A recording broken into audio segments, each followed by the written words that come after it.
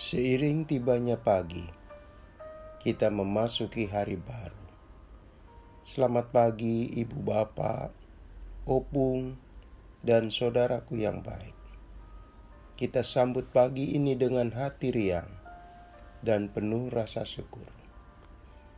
Firman Tuhan yang mewarnai hari ini dipetik dari Zefanya 3 ayat 17. Tuhan Allahmu ada di antaramu sebagai pahlawan yang memberi kemenangan. Ia bergirang karena engkau dengan sukacita. Ia membaharui engkau dalam kasih-Nya. Ia bersorak-sorai karena engkau dengan sorak-sorai. Saudaraku, di setiap bangsa mengenal sosok yang dijuluki pahlawan.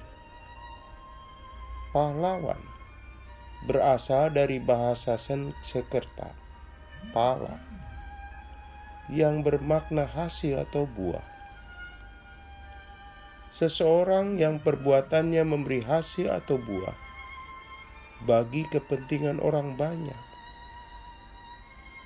Perbuatan pahlawan memiliki pengaruh terhadap tingkah laku orang lain karena dinilai mulia dan bermanfaat bagi kepentingan masyarakat, bangsa, atau umat manusia.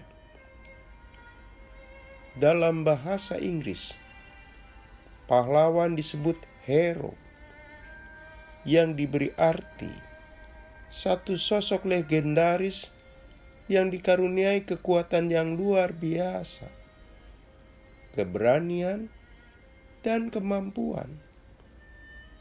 Dia yang selalu memberi kebenaran dan membela yang lemah. Di negeri kita atau negeri lain, sosok pahlawan kerap ditampilkan dalam bentuk patung, ditempatkan di lokasi-lokasi strategis, seperti sosok Jenderal Sudirman. Patungnya berdiri megah dan gagah di jalan yang sama dengan namanya. Untuk apa? Agar mengenal sosok pahlawan itu, sumbangsinya, sekaligus yang melihat patung itu mendapat inspirasi dari tindakan kepahlawanannya yang sangat bermakna. Saudaraku, Zefanya membawa umat Israel dalam suasana sukacita. Aura kegembiraan memancar dari mereka. Zefanya memberitakan bahwa Tuhan menjadi pahlawan buat umat itu. Buah atau hasil apa yang diberikan Tuhan atas bangsa itu? Tindakan mulia seperti apa yang menjadikan Tuhan dinyatakan sebagai pahlawan? Umat Israel layak memiliki kabar sukacita, sebab Tuhan akan menyingkirkan hukuman dan malapetaka atas mereka. Tuhan Allah sendiri ada di antara mereka sebagai pahlawan yang memberi kemenangan. Bangsa Asyur sebagai bangsa yang kuat dan digdaya waktu itu bisa dibuat tidak berdaya kerajaan Yehuda. Mereka ditaklukkan. Ini jelas suatu prestasi yang luar biasa. Selain itu, mengapa Tuhan disapa sebagai pahlawan? Karena Tuhan pun mengangkat martabat bangsa itu. Umat Israel tidak dipandang sebelah mata oleh bangsa-bangsa di sekitarnya. Dilukiskan sebagai yang pincang, yang terpencar, dan yang mendapat malu. umat Israel diangkat dari suasana seperti itu, sekaligus diangkat martabatnya oleh Tuhan sendiri. Martabat sebagai bangsa jelas penting, menyangkut kebanggaan dan harga diri.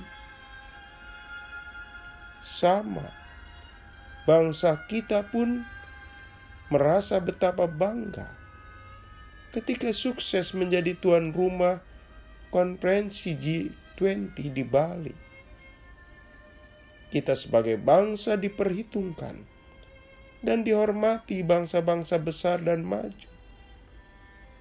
Bangga tidak dilihat sebelah mata.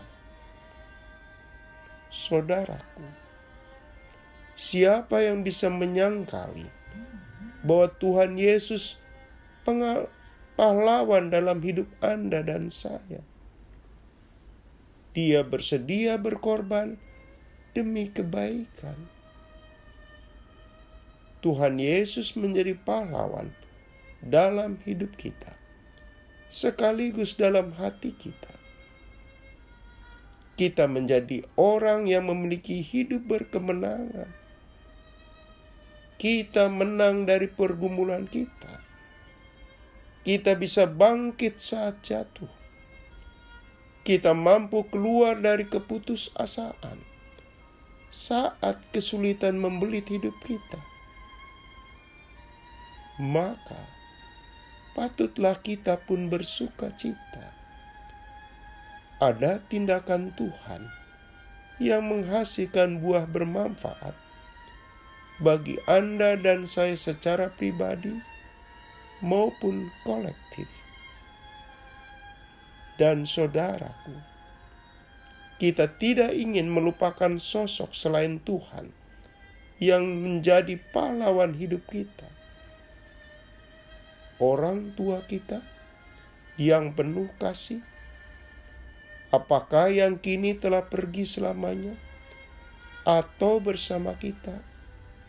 Mereka juga adalah pahlawan-pahlawan dalam hidup kita. Pendeknya, mereka yang dipakai Tuhan sehingga jasanya terukir dalam loh hati kita atau loh hati orang lain. Kepada mereka kita berterima kasih. Mari kita berdoa. Tuhan, Engkaulah pahlawan sejati kami.